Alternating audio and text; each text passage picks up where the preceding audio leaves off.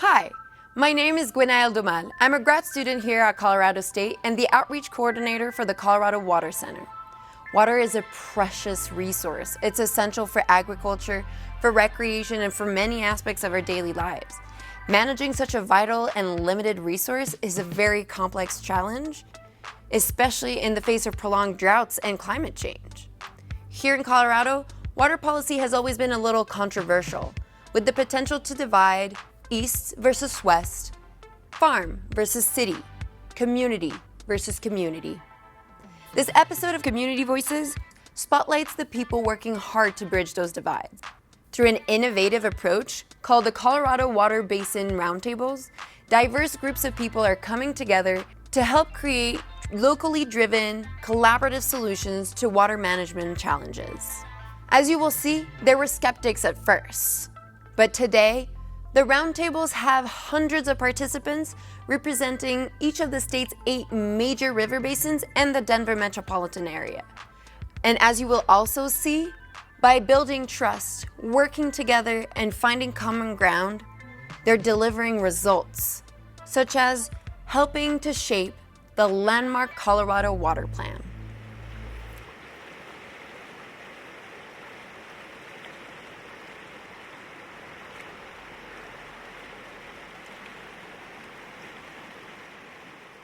Our courageous strategic transformation of the university is really focused on what we do incredibly well and have historically for 150 years. And part of that is to how do we support a thriving planet, whether that's agriculture or water or forestry, but it's also how do we support a flourishing humanity. What we see is that we're facing really enormous challenges, both globally, but in the state of Colorado alone. And I think the beauty of pulling those pieces together, creating more interdisciplinary opportunities for people to work together, and more opportunities for students to really understand the impact of the work they're doing, leads us all to be able to solve problems faster, quicker, better. I believe in the wisdom of the crowd, and you get a lot of people who are really motivated to start figuring things out.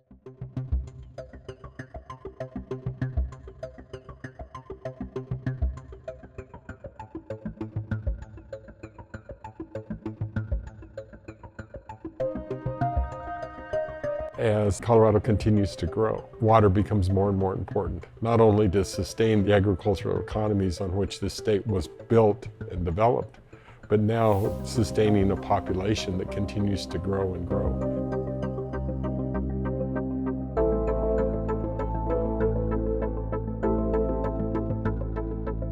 Water to Colorado, it's a keystone.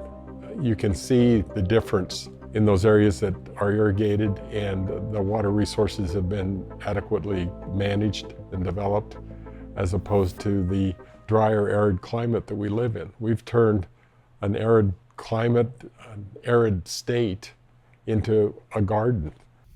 The thing about Colorado is, it's the 80-20 rule. We have 80% of the water that originates in Colorado is on the west slope, west of the Continental Divide. But over 80% of the population is on the east slope. We started seeing population just explode in Colorado. It's a beautiful state. Of course, people are going to come here. But water supplies are limited. They're finite. And our water supply started being stretched, and we had to start figuring out how to deal with that. When we look at the relationship between our urban and rural communities, water is a great common denominator, you might say. And oftentimes we take it for granted, but it is so important. It's the classic, in water speak, east slope, west slope confrontation. And that's happened for the last 100 years. Once the east slope started getting more populated, they knew that the water supplies that we had on the east of the Continental Divide were not going to be enough. And so you saw what we call trans-basin diversion projects come online. I mean, the most important thing is we have to balance the needs of people for water for cities and growing food and industry. And we also want to have water for nature itself, but also because Colorado's got a huge recreation economy. I mean, you think about rafting and fishing, which is dependent on water, but also skiing happens on our biggest water reservoir, right? The winter snowpack is where we get most of our water in this state. It's not just Colorado that depends on this water, but it's an entire southwest of the United States depends on our water, depends on the rural communities and rural towns along the Colorado River, allowing the water to move downstream.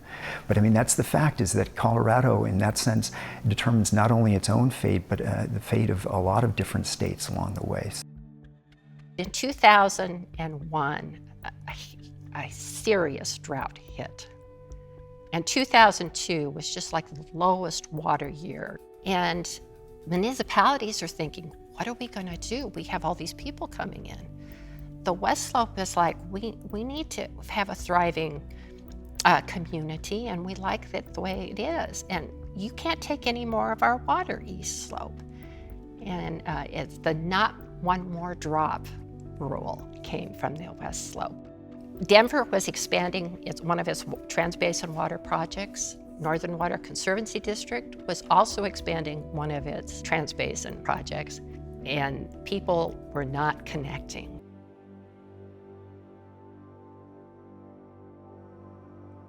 Colorado Water for the 21st Century Act. It was a way to bring people together.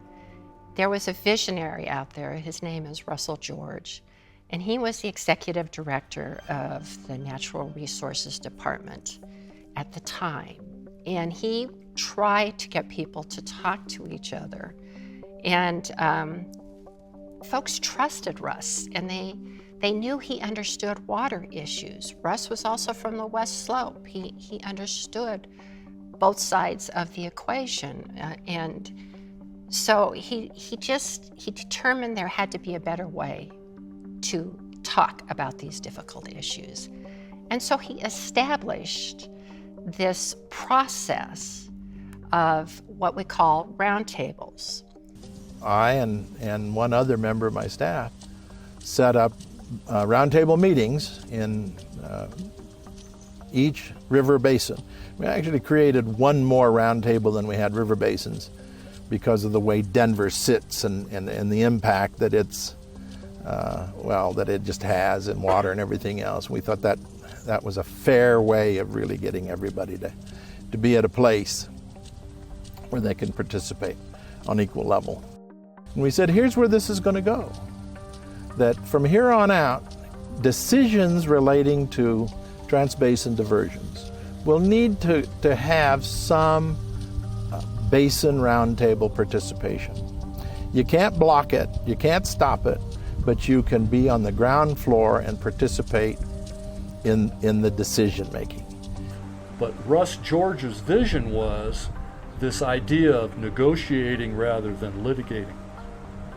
People spending time together, sharing a meal together, learning from each other, getting the right information, the right technical platforms. Are we talking about apples and apples? And that was part of the framework of the roundtables and the IBCC. The Roundtable has done a lot of good work in terms of unifying the Basin community. When we began the process, there was a lot of suspicion, upper basin, lower basin. All the committees had to be balanced with the same number of people from each end of the basin. There's always fear about change. And when you ask, whether trust and relationship building are important, they absolutely are. But fear can be a dominant factor. And we want to make sure that we're going to have some hard conversations. Because if you're splitting a smaller pie, everybody may still get a slice, but it's not as big as the pie that was that was available 30 years ago. Trust and empathy are important, and I think we've accomplished that through the process where we learn to listen to each other and learn to appreciate the other person's point of view and their interests. And we have found over the years that our interests really are almost all the same. And I think that has created the trust that's necessary for a functioning body.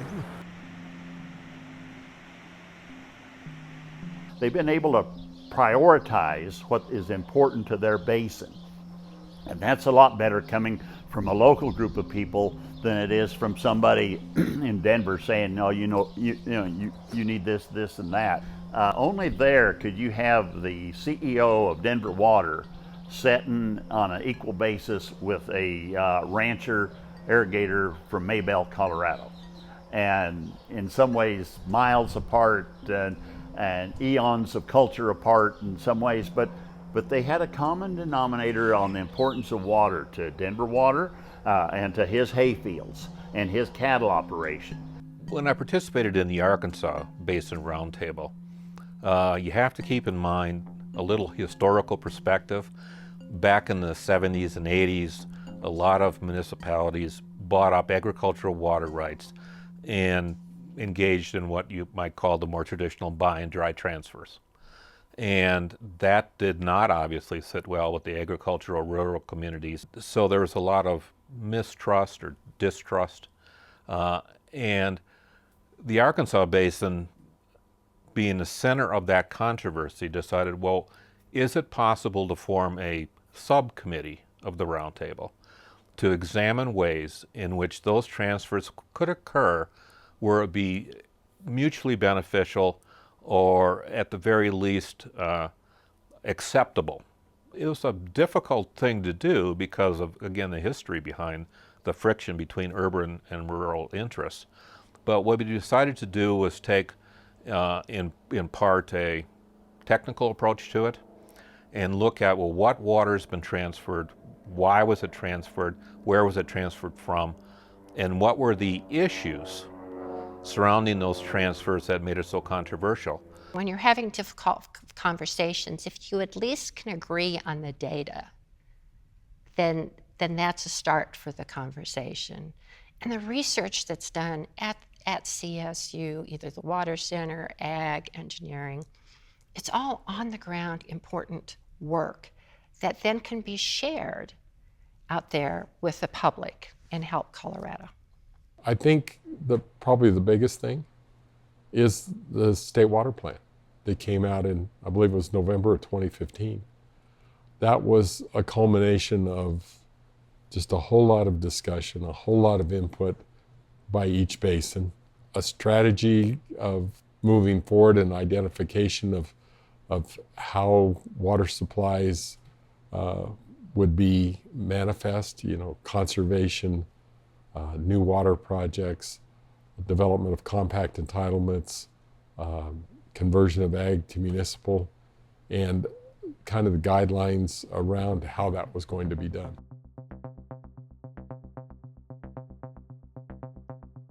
Somebody watching this video, if they turned it on, if they clicked through to turn it on, they have some interest in water already. And maybe that means they're willing not just to educate themselves and do what individuals can do in terms of being conscious about water use, but maybe if they clicked through, they're willing to go to a meeting or stand up and say something at the CWCB, at their local roundtable, to their local planning department. One of the things I always want to remind people is you don't have to screw up your courage to go into that kind of brand new arena. You can go talk to your local planning board to try to make sure that they're not platting things, that they're not approving new development that's going to be wasteful of water. Yes, and the roundtables are all public meetings. And so if a person was interested in being involved in coming up with those ideas and positions, the roundtables are open to the public, and at least in Gunnison, we encourage people to attend and offer public comment and help those of us who are officially members of the roundtable learn more about our communities. Students, faculty, and our staff at CSU can play a critical role in conversations in communities. And those conversations start to build trust, even when people are very, very divided to start. We have something called the Center for Public Deliberation, and its sole purpose is to be able to bring people together to have difficult conversations, to cross boundaries, to try to gain a better understanding of the other person's perspective. You know, the old adage of walk a day in someone else's shoes. That's so critical to being able to build trust and then be able to build community from that trust. Our students are learning how to do that in communities right now as we speak. And so being able to take those students who now know how to facilitate those kinds of conversations and take them out into communities and help communities really confront differences and then work through them and come to a place of a shared wisdom and a shared purpose, I think is really key. And I know that in every community that place exists, that place where people can come together with a sense of common purpose. I believe our students can really help in doing that.